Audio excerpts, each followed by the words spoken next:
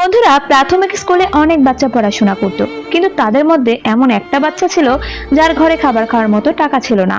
শিক্ষক ক্লাসে আসে এবং খাওয়ার জন্য বিরতি দিলে সকল বাচ্চা খাবার খায়। এতে বাচ্চাদের পেটে একটু শান্তি লাগে।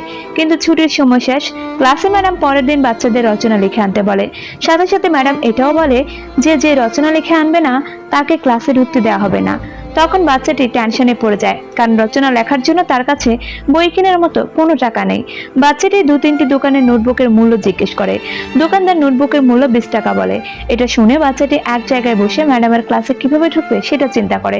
চিন্তা করতে করতে সে পাথরের উপর 20 লেখে। কিন্তু বাচ্চাটি যখন ঘরে আসে তখন তার মায়ের কাছে 20 টাকা চায়। তার মা তার উপর রেগে যায়, কারণ তার কাছেও টাকা ছিল না। পরের দিন সে খেলতে যায়, তখন রাস্তায় এক লোক তাকে পোস্টার টাঙানোর কাজ দেয়।